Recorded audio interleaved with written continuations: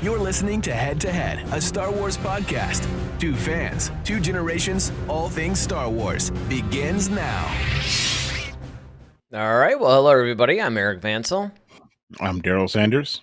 And we're your hosts for this show. And that's right, it is all things Star Wars. And of course, for the past few weeks on Mondays, we've been covering what is Star Wars, and we're going to keep doing that. Coming up this Monday, we're going to be doing Return of the Jedi, right? Yes, sir. Yeah, all right, so that should be fun. But we figured, all right, usually on Fridays we do news or whatever, but hey, The Bad Batch Season 2 was just released a couple of days ago. They released episodes 1 and 2 of this new season, which I thought was actually kind of cool because that seems to be a trend that they're doing now, that they're releasing the first couple of episodes pretty much of every series that they've done, which I find interesting.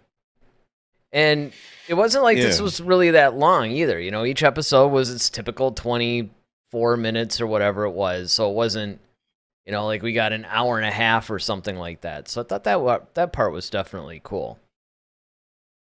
Yeah, I mean, you know, it's always cool when we get, you know, double episodes because it's, you know, more content that we can absorb and, you know, delve into and whatnot.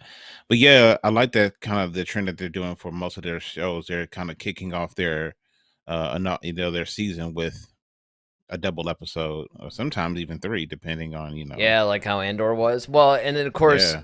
the common thread between all that is that's usually, you know, like in the case of what we're reviewing tonight, episodes 1 and 2 of the Bad Batch Season 2 was pretty much a 2-part episode, really.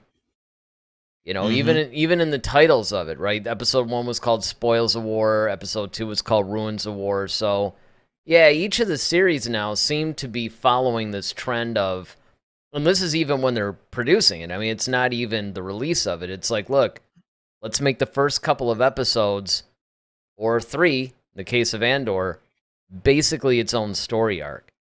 Which makes me wonder, I know they're going to release 1 episode per week now moving forward. Of course, next Wednesday, January 11th, we're going to get the 3rd episode, which I think I read it's called The Solitary Clone or something like that. So that's going to be really interesting. But I think that now we're going to start to see more of an episodic kind of a thing to where, you know, maybe things don't get completely neatly wrapped up, but I think that there's a good chance now that it's going to be a little bit more contained within 1 episode.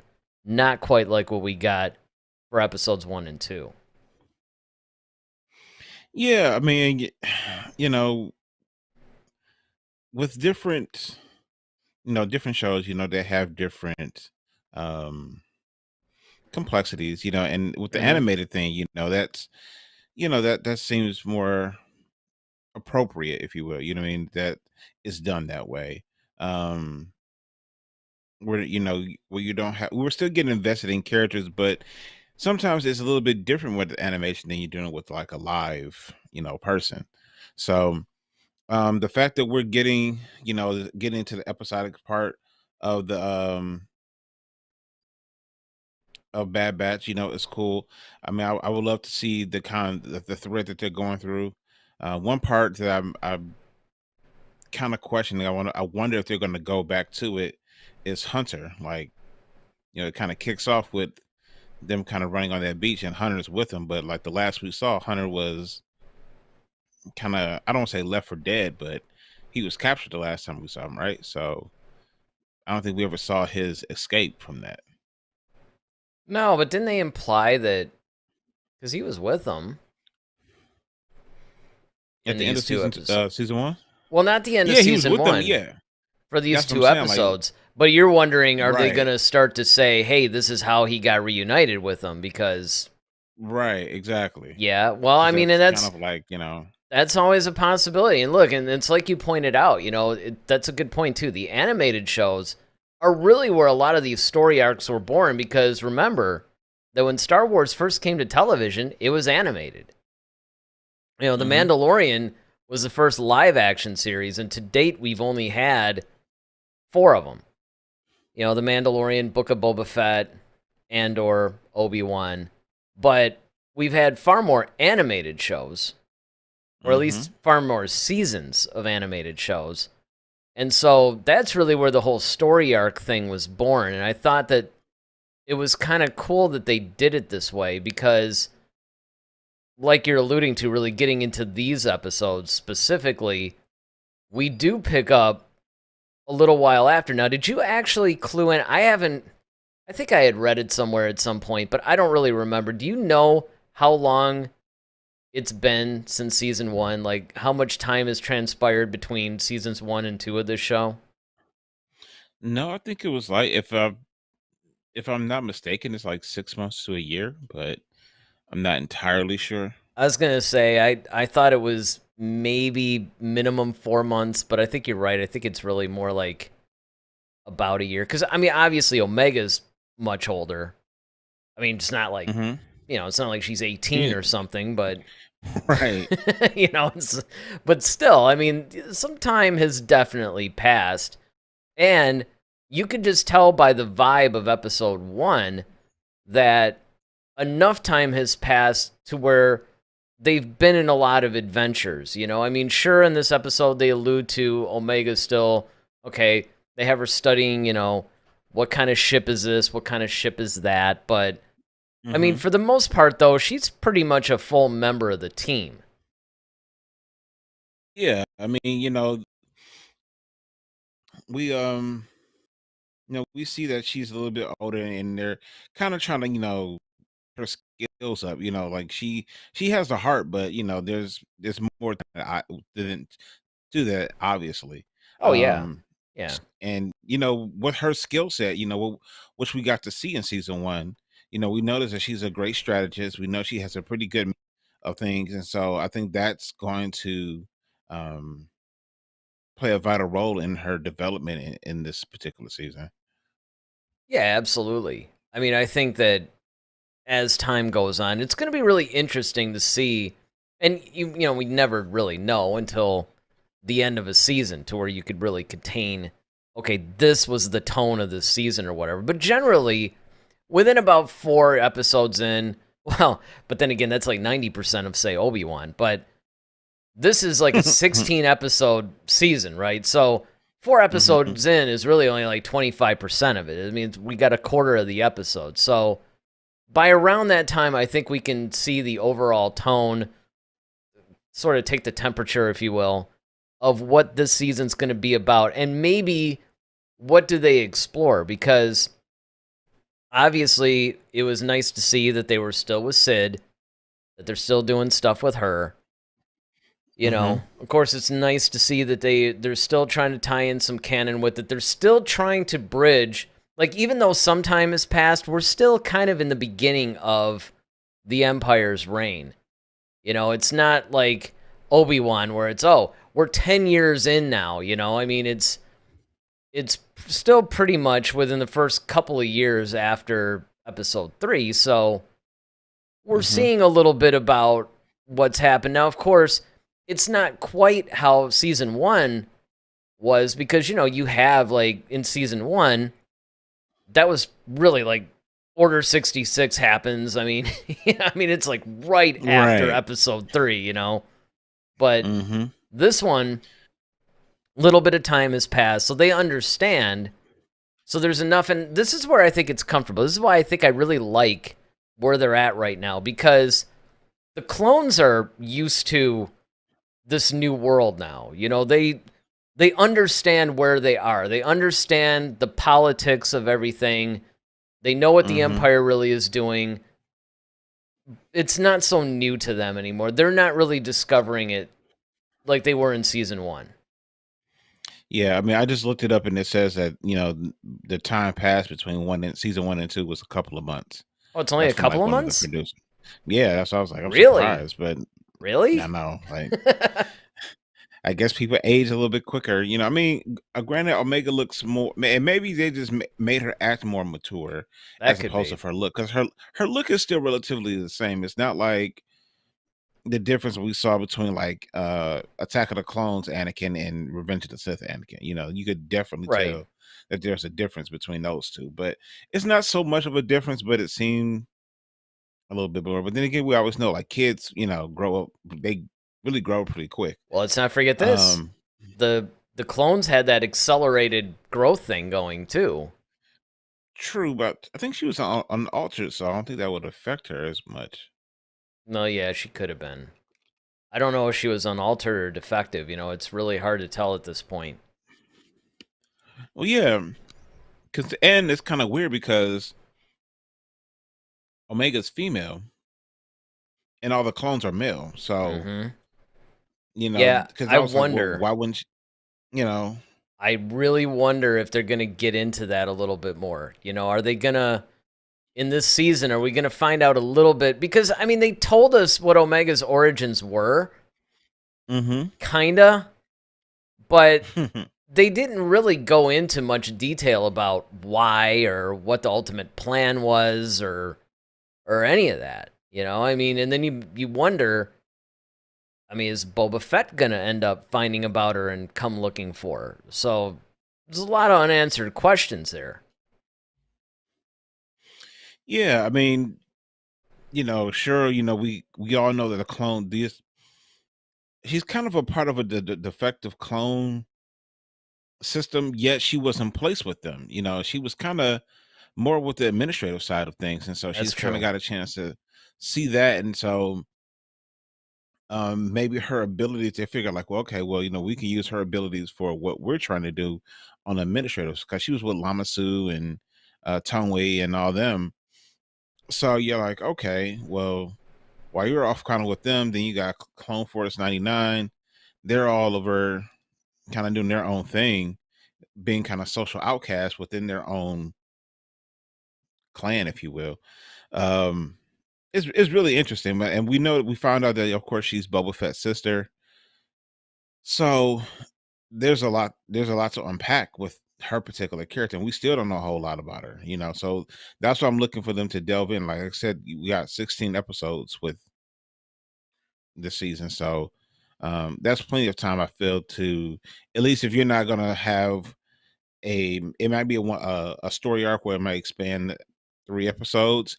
It may be a Omega centric episode with one, or maybe throughout the entire season we get little bits along the way. So Well, it's multiple ways they can do it. that is another good point too, because again, not knowing really what they're going to cover this season, not knowing the overall tone, the overall story arc, what are they trying to get across? But they could just spend an episode or two on that, and then just move on from that. They did that all the time in the Clone Wars. They would have like that one episode that we were just talking about not too long ago. I don't remember why we were talking about.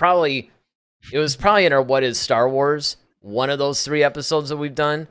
But we talked about that story arc with Yoda when they were all looking for kyber crystals, and it was part of the Jedi trials or whatever it was. I mean, that, if you think about it, that just sort of dropped out of nowhere. I mean, that wasn't a linear storyline. It was kind of like, all right, you always focus on the Obi-Wan, Anakin, Ahsoka thing, whatever their latest mission is, whatever nefarious plot the Separatists are unhatching, and then it turns into, oh, look, now we're going to do a bunch of Padawans trying to find kyber crystals for their lightsabers. Now, that does fit into the larger storyline eventually. A season or 2 down the line, they start to reference that. So really, those kind of episodes, even though they seem like they're filler episodes, they're really more like seed planting than anything else. So that way, further down because further down the line, they want to go, hey, remember 2 seasons ago when, they did it? Well, now here's the payoff. So right, exactly. They did a lot of that with Boba Fett, actually. Yep. As a kid, they did a lot when they showed him with Aura Singh and Bosk and all them, and then we see him later on, trying to do his own stuff. So, well, the cool thing was when he was trying to go after Mace Windu. That whole episode that they had. that whole. I mean, that was a sweet. Great episode, and again, that could have almost been a standalone episode to any other series. I mean, obviously, it's taking place during the Clone Wars, so it fits. But the point being that in the Bad Batch, Whether they do it in season 2 or not, they might wait another season, but they could take an episode, maybe 2, and explore a little bit of the whole Omega origin thing. Or at least, maybe not so much her origins, but really more like, what was their original plan? Why was she developed? Why did they put her with Lama Su? You know, because, I mean, even if she was like a defective clone or something, it's like, okay, fine, but why put her there? What was the point? And then, of Yeah. course, how did the clones mess that up for you? Because, you know, when they came in and more or less liberated her, it's like, okay, now whatever the plan was, it's been derailed. And is the Empire even still Yeah. looking for her? You know, it's another one. Yeah, I mean, yeah, that's a good point. I mean, and they may not even care. I mean, until they start, you know, popping up, because as we learned in this episode, you know, they've kind of been off the Empire's radar for a minute. They've kind of been laying low, and you know this, and that's what they've been trying to do. That's why they didn't want to go to Cyrano, which I thought this was a great thing for them to bring that in, for us to see Cyrano, and that's pretty much the homeworld of Dooku. Yeah. Yeah. And you Which, of know, course, they you and I, hearing his name, you know, yeah, that was again. chills. Because one of the things, and I always love this, and I know you and I talk about this all the time, where we love that connective tissue between the older and the newer. You know, it's like, here you are, it's episode 3.5, if you want to look at it like that, right? We're firmly within the age of the Empire, kind of. You know, one of the things that really struck me about these 2 episodes? Hmm? Well, so in season 1, they pretty much very quickly started recruiting stormtroopers. And through a lot of season 1, you saw stormtroopers. But if you noticed, you actually saw a lot of clone troopers in these 2 episodes. Pretty much doing what they always did. Yeah, I think it's still. I think they're still in that migration period. I think in certain areas there, you know, it might have caught on faster in some planets or parts of the galaxy than others. It's kind of like I looked at it kind of like how right now where we have hybrid vehicles, right? Because they're trying to push us towards electric, but you can't just completely switch. You know, you kind of have to. Right, kind of one of those But things. As time moves on, you're going to start seeing more electric, less combustion. You know, yeah, exactly. And so you're yeah, starting to see the hybrid stuff, and so I think we got a taste of like you're seeing the difference in stormtroopers versus the clone troopers. right. Well, right out the gate, we're seeing all the clone troopers, and I thought that was cool. So yeah, the tying in with the old and the new, mentioning Dooku's name, and you know, you start to, and I always think about this anytime any kind of a series does this, and that's, or movie or anything, but it's like when you have a thing, like, I guess the best way to just do it is just use this episode as an example, but you have somebody like Count Dooku, and you remember how powerful he was. He's essentially the second in command until a certain point. And, you know, now that he's been taken away, you kind of see the remnants of his rule and everything else. And there's always something, like, his name still looms, but yet he's not there. And you see that a lot you get the same feeling with Vader too, like in a lot of the post Return of the Jedi stuff. There's like, oh look, it was Vader's castle, and it harkens back to a time when he was the guy, you know. And that's kind of how the Dooku thing was to me. A lot of the novels have done that too, but this is the first time we see that a little bit here, and I think that's really kind of cool that this is coming after Tales of the Jedi, when we actually saw a bunch of, hey, here's some of the stuff that led up to the key scenes in the prequels. You know, why did Dooku do what he did? You know, how did he turn? And Yeah, I mean, yeah, we got a lot of, you know, it was cool seeing a lot of that stuff in Tales of the Jedi. We just saw, you know, these last few months, where we got a kind of a chance to see his progression getting into the dark side, and you know, his, of course, eventual turn. Um We also got a chance, seeing Dooku, or hearing his name again, and seeing his old, temple. Like it takes you back to the Clone Wars now. Like, okay, I Right. remember the battles when he and Obi-Wan were in there, and Dooku was throwing stuff at him with the Force and all this. So to Mm-hmm. be back in that room again, and it's like it's odd, almost like with him not being there or not hearing that voice, and you know, um, but also just hearing like all the other sub stuff that was going on Cyrano. Like, hey, he was stealing from his own people, right? He was claiming that, oh, I'm doing this for the war and everything like this, and he's really pocketing all their resources and jewels and riches for himself. And Dooku comes from a rich family, that's why he's a count.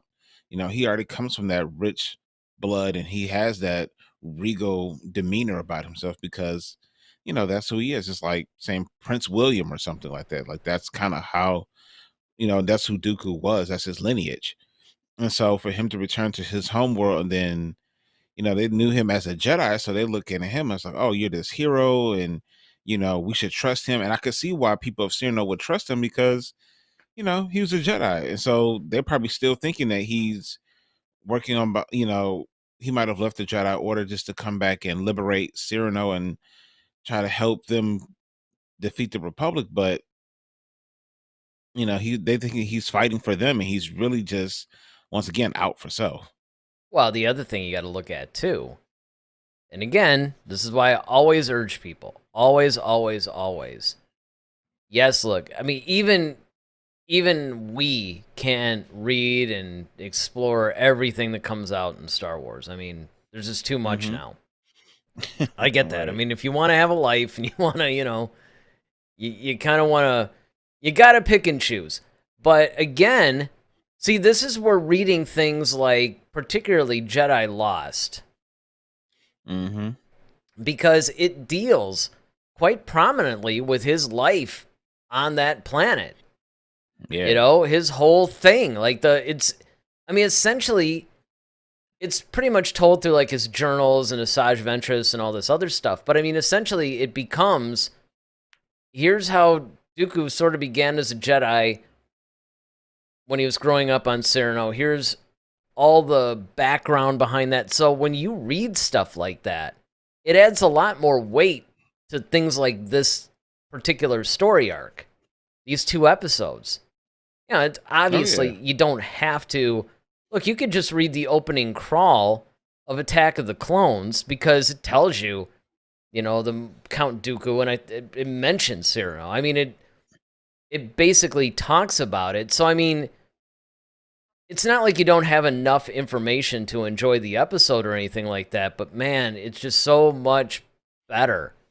It's more enriching when you actually have read some of these other things. You just get more out of it.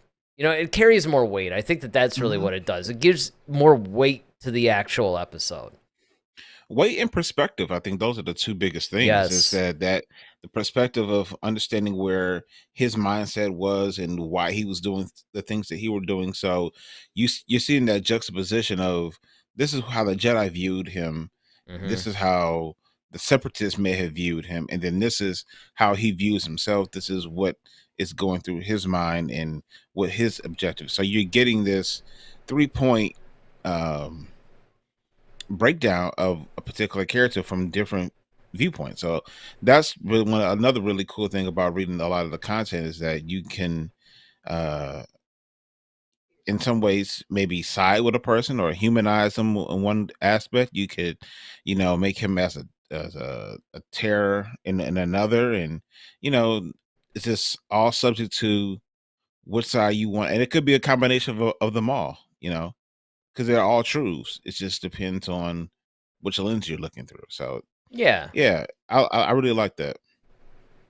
Yeah, that part I thought was really cool. I thought it was great because I mean, really, when you look at these two episodes, it's not really a complex storyline by any stretch.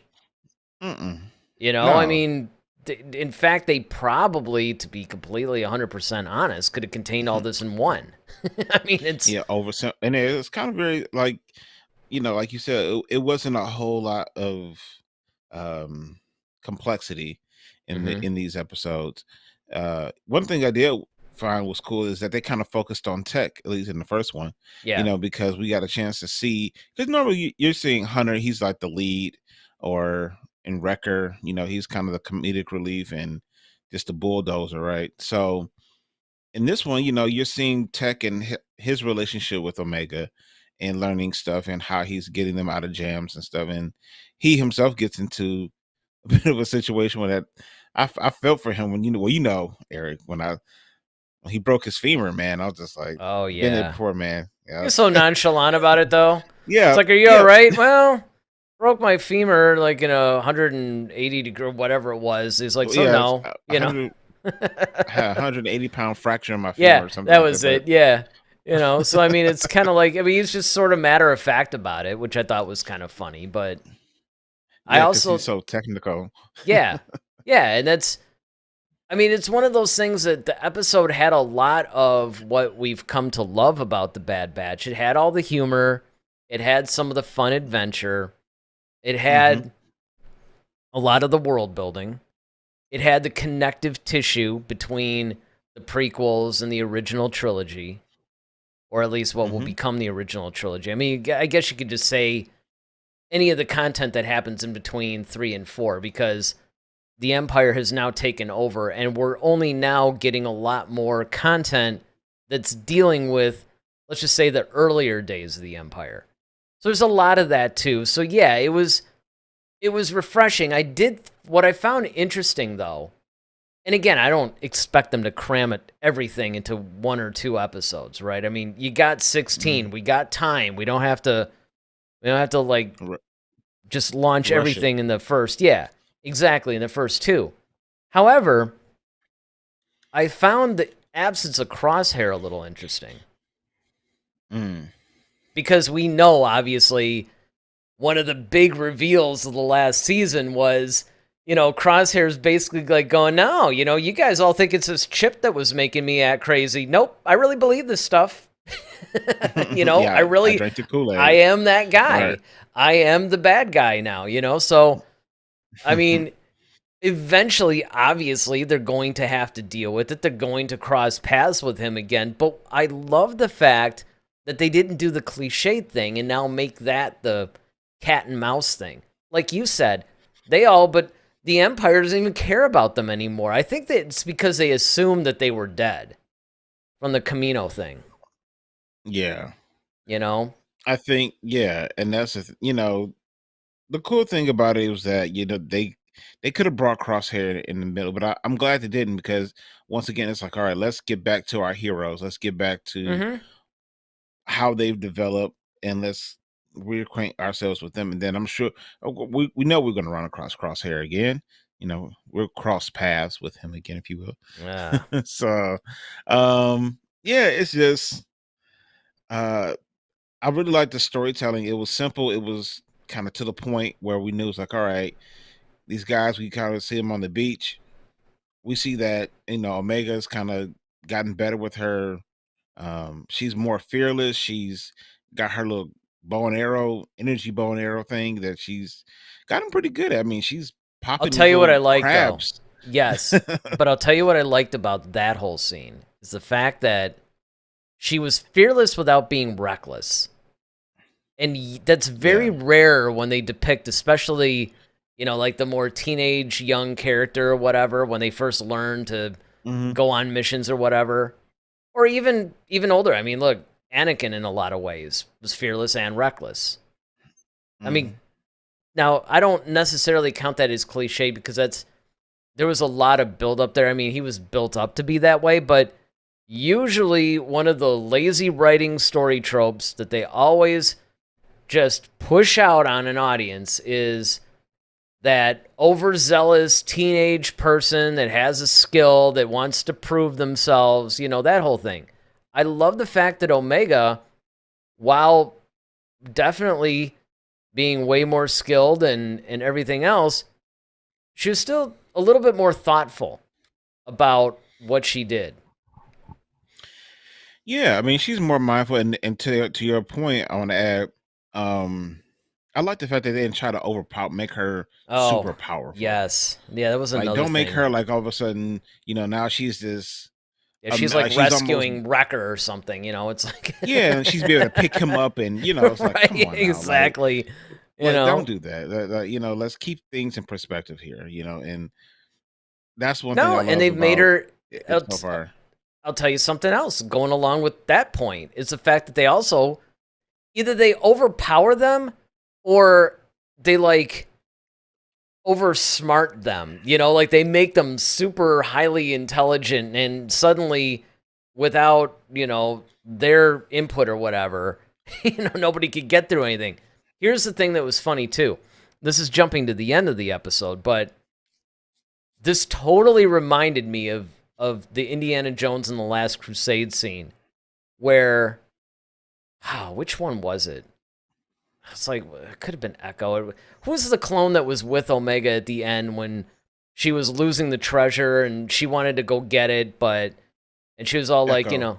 it was Echo. Okay, so that whole scene totally reminded me, if anybody remembers the end of Indiana Jones and the Last Crusade, the Holy Grail thing, they had gotten it, but as the temple or whatever was falling apart, the Grail fell down into this one area, and the female character, of course, was obsessed with it. She was trying to get it, and Indiana Jones was kind of like, no, don't do it, it's not worth it, whatever. Well, of course, she dies trying to get it, and then Indiana Jones is like, oh, but it's right there. If I just reach out a little bit more, I could get it. And then, of course, Sean Connery playing his father, Henry Jones, is like, don't do it, and of course, Indy does it. And this was kind of a callback to that because it was that same kind of thing.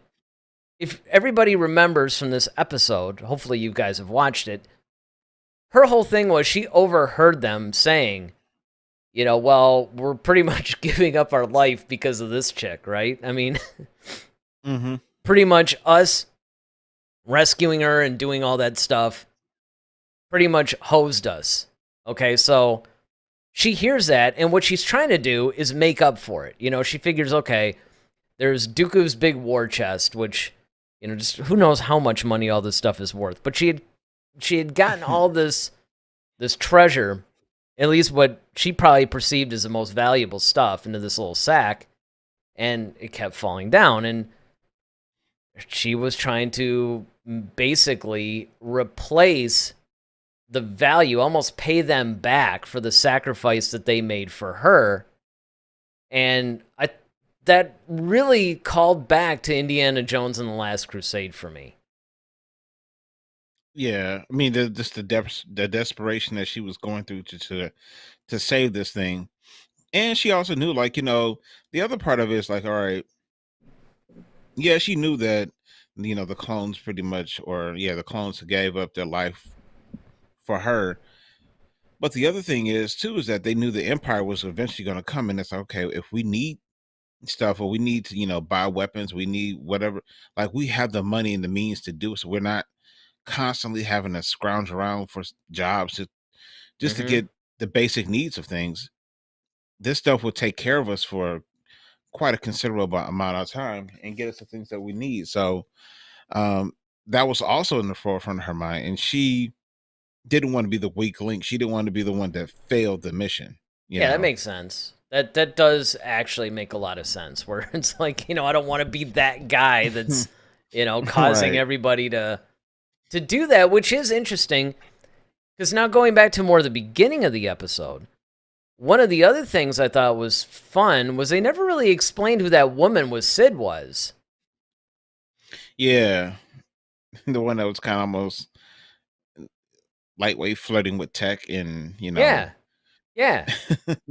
I mean, it was like, because I had read that she was going to be in it. I forgot. I don't remember if I even read that she was a specific character or, because the problem is she looks like one of those people that was with Hondo, though. That's why I was kind of looking, because she looks very familiar. I know. I thought the same thing. I thought the exact same thing.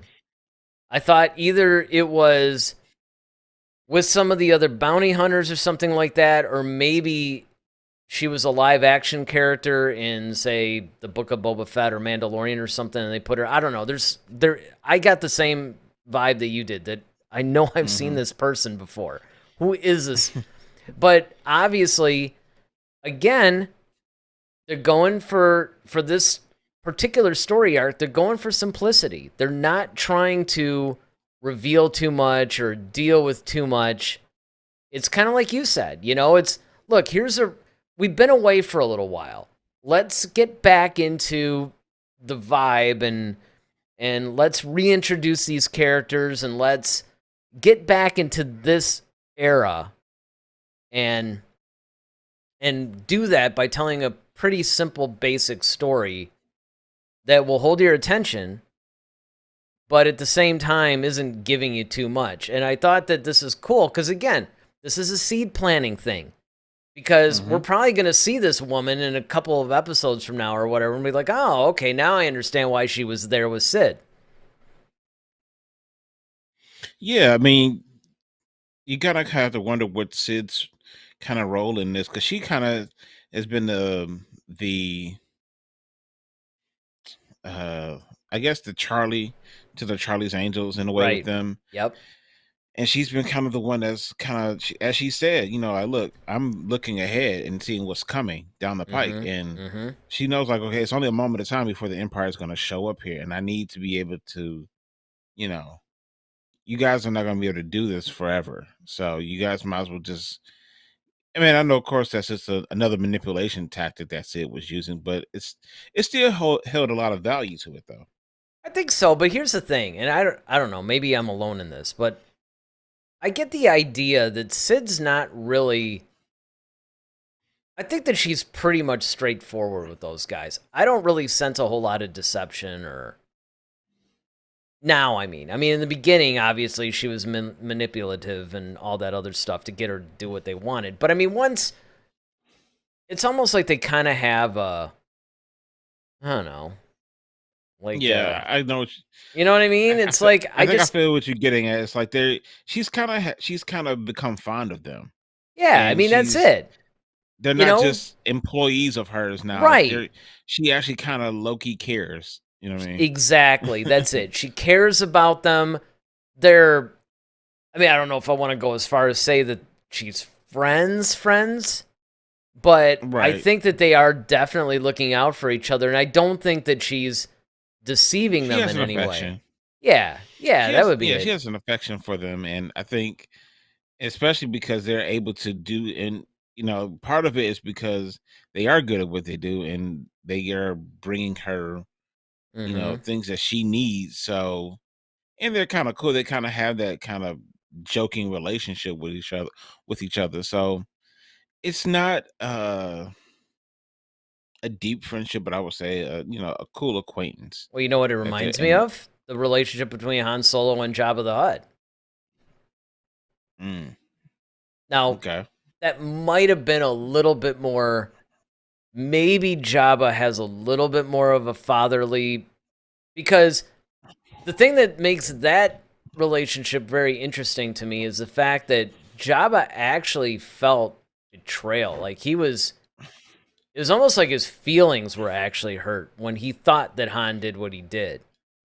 It wasn't just being betrayed by one of his employees or something. It's almost like, look, I actually treated you kind of like a quasi son, and this is what you do to me, kind of thing. So it's a little bit different, but I guess the main infrastructure of it though is pretty much what reminds me of what Sid has got going with the clone troopers. Yeah, I could definitely, she definitely looks out for her Omega. It's kind of like Jabba always calling Han his Buki, which is basically my son. So it was kind of more of a he's no Stinky, but of course not. No one can replace Stinky. Nobody can replace Stinky.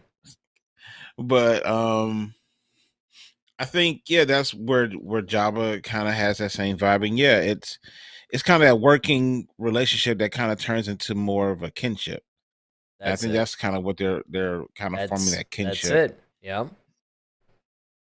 So that part was cool. Yeah, this episode was, like I said, was really fun. The old man, who pretty much was, an inhabitant of Cyrano, is basically kind of telling us what happened, and like that, giving us the details of like, okay, yeah, Dooku betrayed us, he lied to us, he did all these things, and I'm just trying to, basically hold out, as long as I possibly can here. And it was kind of cool watching, Hunter and Wrecker are kind of on their own side, kind of trying to get back to the Marauder, which I think is such a cool name for the ship. I know. Um, and then you got, Tech and Echo, who are kind of trying to tend to, well, Omega and Echo are trying to tend to Tech because he's injured. So now, you know, he becomes the weak link, even though he's like the smartest out of everybody there. He's become the weak link physically. So now Omega kind of has to step up and do stuff. So we're kind of getting a chance to see her maturation, slowly as a pivotal member of the group. Yeah, I mean, I think, and again, it's like you said, they don't overpower her. They don't do the typical things that you see, which always drive Mm-hmm. me insane and actually take me out of a lot of these shows. Mm-hmm. I mean, Oh yeah. nothing takes me out of a show faster than overpowering somebody that shouldn't be overpowered. Yeah, because a lot of times they'll overpower them, or they'll like in certain situations they underpower them. Like, Yeah. okay, this Well, person that's should have it. been able to wipe the floor with this, Exactly. It's kind of one of those you things know. where they basically see that's the whole thing that drove me nuts about Rocky 5. I Mm, mean, I can't illustrate it any better than bringing up Rocky 5 because it's like Rocky just fights Drago, who is by far the most powerful opponent ever. mm-hmm. I mean, Drago could have beat Clubber, he killed Apollo. So, it's like this guy was the guy. And I mean, Rocky just devastated him at the end of that whole thing. And then you get Mm-hmm. Tommy Gunn coming up, who's supposed to be this up and coming boxer guy. And again, they did the whole street fight thing, but it's like Rocky should have beat this kid in seconds, you know? Right. And Yeah. it's kind of the same thing when they do things like that where they'll have people lose to people, or I shouldn't say lose, more like struggle. Like it's like, okay, dude, you should be able to beat this person faster. Yeah, that's why I love what they did in Obi-Wan with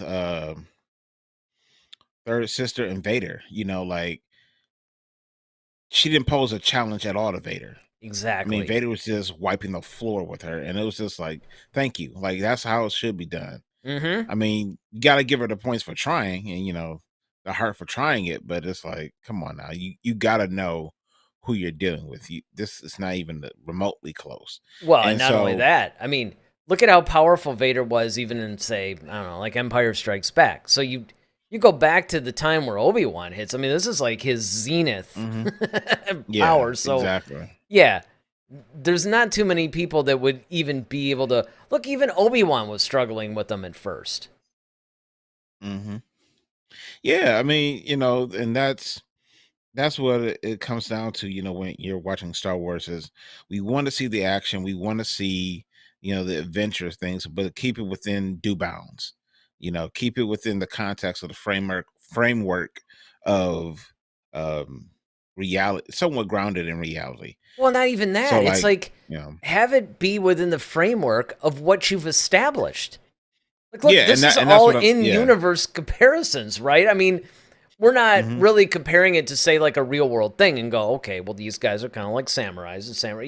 It's not like that. It's like, look, these are the rules that you established.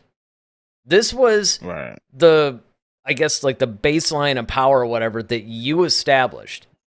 Don't violate that for the sake of telling one story that you're just jonesing to get out. Yeah. That's what drives me nuts in a lot of franchises. I just mentioned Rocky, but I mean there's a bunch of them where they do that all the time. They'll violate the very rules they established in order to for the cheap thrill or whatever, just to get this one story that they really want to get out. And you bring up a great point. You know, they didn't really do that in Obi-Wan. I mean, I thought it was cool that they actually were kind of realistic, you know? They could have done the same Mhm. thing with Obi-Wan. He would just come out Oh kicking yeah. butt, but he had struggle. It's like, listen, he's been a space butcher for how many ever years it's been.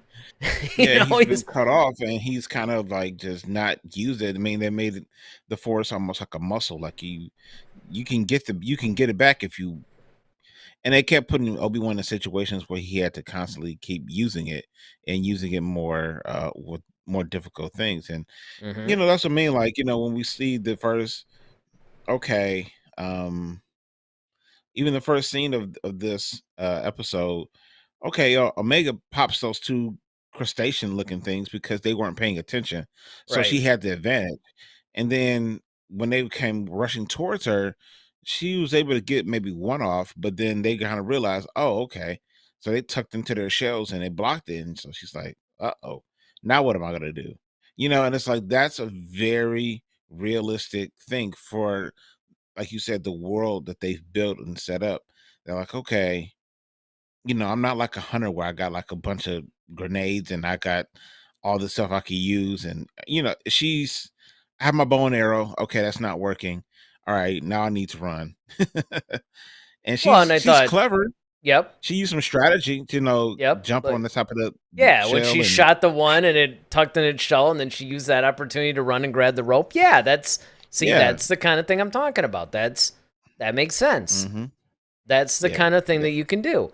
And you can write stuff like that. I mean, a lot of times I think what happens is people will try to go for the cheap thrill and sacrifice story and character and basically your own world building in order to do that, you know? And I mean, what's funny is a lot of times when people do that, people see through it anyway. Like, it actually has the opposite effect, you know? Right. So don't do it. And it was refreshing, like you said, to see that at no point in this episode that I remember anyway did they ever go and try to, I guess, stretch a little bit. Right. Like, Yeah. And okay, overpower. guys, you're reaching, like a situational overpowering thing. They didn't do that at all.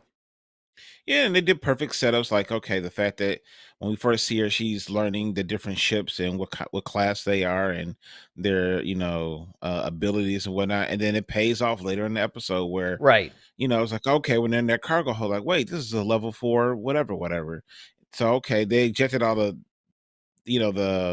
escape pods, but it's like, oh wait, the containers should have this, and you know they made her useful based on her skill set, based on what they've established, and they stuck to it without um having to make the audience like, okay, suspend belief to like, okay, well that wouldn't, what I mean, within reason. Well, I could say this. I could Let's put it this way. I would not necessarily fight somebody if they said, all right, they stuck this whole, oh, you happen to be studying ship designs, and then it just so happens to come in like handy like 10 minutes later. Again, though, you have to understand, like, look, man, we don't have a camera on these people 24/7, okay? I mean, you do have to do things to move your Yeah. story along. However, and I think the point that you're making here is that was a very organic way of doing it. Like you said, you didn't have Yeah. to suspend disbelief for it. It's not like she just all of a sudden pulled out of the air like, oh, I Yeah, know like she this just kind of found a ship. manual. Yeah, Right. exactly. Like You without any know, context. they Exactly. try to, within the context of this particular story arc, to establish why she would know that. Hmm. You could make the argument that it was a little convenient. And again, I wouldn't necessarily fight you on it. I mean, you're not wrong, but you do have to understand that, look, you gotta, I mean, what else are you gonna do? I guess the only other Yeah. thing they could have done is if Tech was the one that came up with that idea, or, somebody that would have an encyclopedic knowledge of all this stuff. But I think what they were trying to do Hmm. was show that she's a quick learner and I think that they're trying to establish more character points for her that they're going to use later on. Oh yeah, definitely, hands down. Yeah, and I think they're trying to just really set up the fact that she can, think on the fly. She's very cunning. She's resourceful. That type of thing. I think that's the type of character they're building her up to be okay. You can come to Omega for, like I said, the strategy, the plan, the blah, blah, and it's kind of like she's kind of like almost like a diet hunter because that's who she's really connected with. So she's kind of taking on some of his attributes as well. Yeah. I mean, I think that ultimately what happens, and again, I can't stress this enough, really. As long as you come up with plausible storylines for these characters, and again, I understand that, back in the day or whatever, because I was around back in the day, it's sort of like it was okay to do these more fantastical type storylines or whatever, and that was fine. But see, the problem is that even within the fantasy genre, you do have to ground it not necessarily to reality, but to its own rules. Right. And can't break your own rules. You can't break your own rules. And that's really, that's true with any film, but it's particularly true with your sci-fi and fantasy genres, and it becomes even more so when you have all this content. And I've said this a million times, that the problem with Star Wars is it's been around for a while. There's things that there's just been 40, 45 years of established rules and whatever. So, I mean, when you're a new storyteller or you're somebody coming in with new stories for a franchise like this, you have to keep a lot of, that's just one of the problems that you have. It's not new. Oh, yeah. You're not one of the guys establishing the rules. Now you're one of the guys. Sure, you could adhere to them. You'd have to adhere to them. Now, you could establish new rules, if they wanted to, because Filoni's the one that's doing this, right? So he could create new things. I mean, he has. When you look back at the Clone Wars or Rebels or any of that stuff, he has done new stuff. But to a degree, you have to follow and abide by the established rules of the franchise and its world. So overall, what did you think about this episode? I mean, overall, I thought it was, it's interesting because at first I was like, I almost wanted more, but then I started realizing, no, I don't actually. I like the simplicity of this episode. I don't need every episode to have a ton of complexity to it to where, it's either setting up something for the future or anything like that. I mean, sometimes just give me a really good, complete, simple, basic storyline. So overall, I thought it was pretty good. I mean, if I had to give it a rating, I don't know, 8. I mean, because here's the thing, and here's the, I guess this would be the flip side of it. Other than the Count Dooku tie-ins, because being a canon junkie, anything that starts to tie in canon together, I'm just going to be all about. I'm going to be like the face hugger alien. To the face hugger alien to a face, I'm going to be on that, but I can't say that this was it's not like it was an important episode, I mean, if I never had this episode, nothing would be missing from my life. So I mean, it wasn't really pivotal or anything, right? But I think it's a good word. Yeah, it's a good word. Yeah, I think for me, I'll probably give it like a 7. It was decent. It was a decent episode. It was a nice return back. Kind of got us familiar again with kind of reuniting our characters. Give them a simple, basic little mission. Nothing had to be heartwarming or like in dire straits or anything. Like I said, pivotal. It was just like, okay, this is the situation, but okay, set me up for what's to come. That's what I'm looking for. Well, that's the reason why I gave it such a high rating, because I mean, to be honest, I could give it a 5 and not blink twice. Because because it is kind of a episode, right? But at the same time, I have to notch it up because of three things. One, like you just said, I think they're setting us up. This is establishing, like, I think this episode is going to make more sense within the context of the season. The second thing is, it was just done well. You know, they executed it well, and I wasn't bored, and I wasn't looking at my watch or, wanting to forward parts or any of that. And, finally, it gave us good character development. It basically moved the story forward a little bit. Like you said, it was a good reintroduction. So on its technical merits, and of course the animation was incredible, especially like the whole opening scene. I'm like, oh my goodness. That water. What did they get? Right. Did they get a new computer? There. Right. Right. So, I was just kind of like, well, you know what? All right. I mean, I enjoyed it. I mean, because sometimes I think as Star Wars fans, we make the mistake of, unless we're finding out some deep hidden information, or they're covering some crazy thing, or they bring back some fan favorite thing, well, it's not a high rated thing to us for some reason. It's like, look, sometimes you just gotta go, you know what? It was a really good story that was entertaining, and I enjoyed it, and it moved everything forward. And I'm not gonna punish an episode or two for that. So, yeah, that's why I'll stick with the 8. But hey, I could just as easily as give it a 7, like you did. Like I said, I could give it a 5. My life isn't suddenly enriched because I watched these 2 episodes. But again, like I said, I think that one of the mistakes that we make in Star Wars is that we're looking for, like those episodes that start to reveal key things to us, or connect some weird thing, or maybe explain something.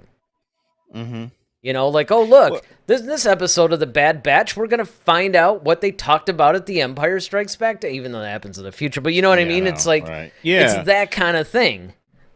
People are looking for those major points or major keys. And like I said, we got 16 episodes, so I'm sure there'll be that in it as well. But overall, like I said, I would give it a solid 7.